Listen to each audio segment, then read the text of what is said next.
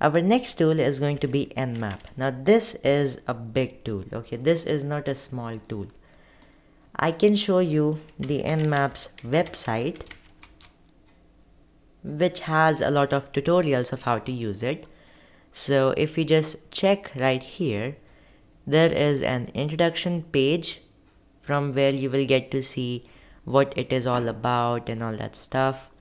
So why should you use it and things like that. And after that you have some book or docs which you can check. So this will help you to know this tool much better, and definitely it's something you should check whenever you want to learn. So yep, nmap.org is a good website to check it because it's the official one for the Nmap tool.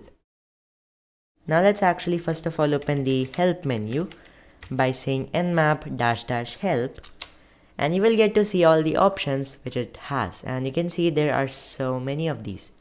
So there are many of them. I'll show you some of the main ones. First of all, if you want to input the list of targets from a file, then you can simply use the -il switch. For host discovery, there is SL, which you can use to simply list targets to scan. -SN will be a simple ping scan, and you have some more as well. Then you have scan techniques. There are many of them. I will show you the important ones later on. Port specification, of course, you can specify 1 or 2 specific ports when you know about them. Then you have some options for service version detection such as -SV. You have scripts which are available in Nmap. These are really helpful for different types of enumeration. Now we will learn about these later on in the course when we have to enumerate specific ports. That is a pretty advanced topic. Then you have OS detection. -O is what you can use for it. After that you have some more options for firewall, IDS evasion and spoofing. After that you have output options. So how do you want to get the output? If you want to save the output somewhere, so see, if you just use the -on, you can store it in normal text file, okay? After that you have MISC, which is if you want to enable IP version 6 scanning, you may want to use the -6 switch. And apart from that you have the -A, which is to enable OS detection, version detection, script scanning and traceroute all at once. So these have their own commands in themselves. For example, OS detection has -O, version detection you have -SV, for script scanning you have your default scripts, you have many kinds of scripts, and for traceroute you have --traceroute. So there are many of them available. Now let's actually look at some of them in practical. So first of all, what will happen if you type Nmap and then you specify the target directly, like without any kind of special switch. When I do that, you will get to see that this is scanning our target and it has got some port, the state and the service. Now from what amount of ports is it really checking? So basically it's checking for some top 1000 TCP ports, which is scanning on the base scan when we do not use any special switch. After that you have Nmap, your target, and then you can do SN. So it will be a ping scan. Hit enter, you will get to see that the host is alive. So you can see host is up. That's what we got to know. And also the MAC address of the target, and we got to know that this is on a virtualization software called VMware. So that's something good to know at. Then we can look at some more things. For example, the -SS. So this is going to be our default TCP port scan. It's called the Steal scan in Nmap. You can hit enter and you will get to see the number of ports right here, and you can see these are the ones. On port 21 there is a TCP port which is open and the service is FTP. Similarly on port 22 it is SSH. Similarly on port 80 it is HTTP. So this is information which you got to know only about the TCP ports. Now sometimes it will not allow you to do this SS scan. So in those cases, what you can use is a -ST scan, which is called a TCP connect scan. So if you just use this one, you will not be required to have root privileges in order to do it. I'm going to cancel this scan to save our time because we already know about the results that we have those 3 ports. So let's move on to the next scan, which is going to be -SU, because all the time we were speaking about TCP ports, but hey, what about the ports which are not TCP? I'm talking about the UDP ports. Now this is a really slow kind of scan, and if you press enter here, it will start to scan the UDP ports. But in my case, I know that this target, this basic pen testing virtual machine victim, this doesn't has any UDP port. So even if I start to do that kind of scan, that would be a waste of time, and it takes a lot of time again. So it's like a very slow scan. Then you can look at the -A scan, capital A, which is for script scanning. I mean the default scripts. It is for trace route, it is for detecting the operating system, and also the service version numbers. So all of that we can get just through this one command. It's like a collection of commands. So if you just hit enter, it will start to scan everything. Now it's going to take a little bit of time because it has to do a lot of different types of scans. Till it is doing its work, I can tell you about some more things on a new tab. So I open up a new console, and here I can talk about some really interesting things. So for example, if you use the -V, which is for verbose, and actually there is -VV, there is -VVV, or even maximum I have seen is 4V. So the number of V's you increase, it becomes more verbose output. So the output you get will be more detailed.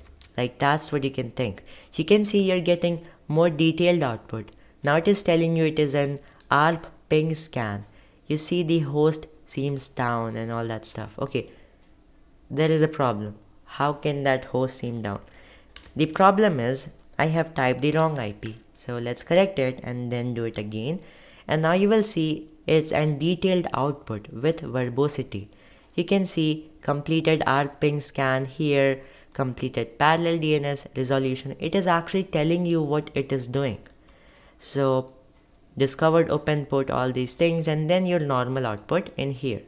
So if you want, you can use this -V to get this kind of more detailed output, which you really need in some cases. We can move back to our -A, which actually finished quite fast. You can see 30 seconds. I was expecting it to be at least 100 seconds or so. But anyways, let's check it out. So you can see the port, the service, the state, and version, all that stuff. Again, on port 21, there is FTP service with the following version. You have this port, this service, this version, some detailed enumeration about this. Then you have the HTTP port on port 80, which has this Apache version on its service, and then some HTTP title that it doesn't has, and then there is no exact OS matches for the host. Now I know that it is Ubuntu, but this is not able to tell it. The only thing I can know from here is it is an Linux. Okay, this is indicating that our target is a Linux host. So that's right, our target is actually Linux. And all this information, I want you to store it very carefully and in a very organized manner.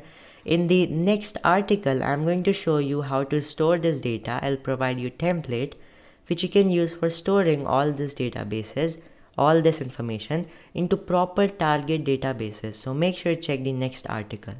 Okay, and then in the next lecture, we will focus upon how to use this kind of information to assess vulnerabilities. So this was all I had for the Nmap section of this video to tell you, but definitely there are so many other things which you can check. Always check the help menu of any tool that you use, and learn more about that.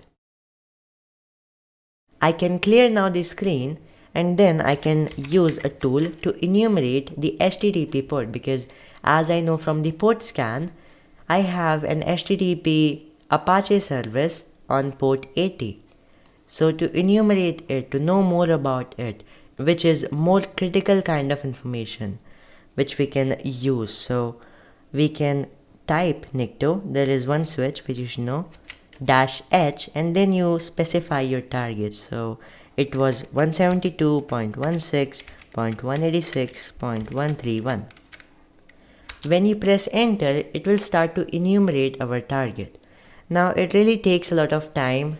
I don't know why. Maybe it has to do a lot of misconfiguration checks, because at the end Nicto is an audit tool which does many misconfiguration checks, many problems, vulnerabilities, and even checks databases for some common vulnerabilities. Like for example, it tells that if a particular version of Apache is outdated and it is not latest, so it can tell all that stuff. Now it is taking a lot of time here, and what I can show you is a scan which I do from Nicto earlier, just to show you how the result would look like. So I did that from my Kali machine, but again the command is same, the tool is same, so yeah, the condition is same, you don't have to care. So when you do it and you get the results, it is that you get to see the target IP first of all, the target host name, which if it is not able to find, it will simply display the IP in here, the target port, which is of course 80, it can be 443 if you specifically say that, and the start time of this scan. Then you start with the actual results. So this is the server Apache this, and in the downside you will see that this version appears to be outdated. So current is at least Apache 2.4.37, right? So this version is outdated, it might have some vulnerabilities. Now it has allowed HTTP methods like get, head, post options. There are mainly 3 vulnerable methods which you should always check for. There is put, there is delete, there is trace.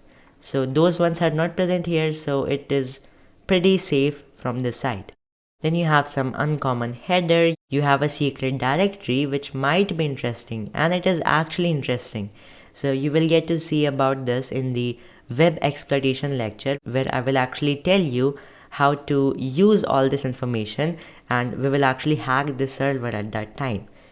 Right now we are just covering the basics, we're trying to know how hacking really works in general, but later on we will dive into specific web hacking, network hacking, etc, etc. So you have all this information here, something really good. Again, I will tell you about how to use all this information, how to check and study, and what are the important things you should look at in the later lectures. So that's a tool to know about the HTTP port.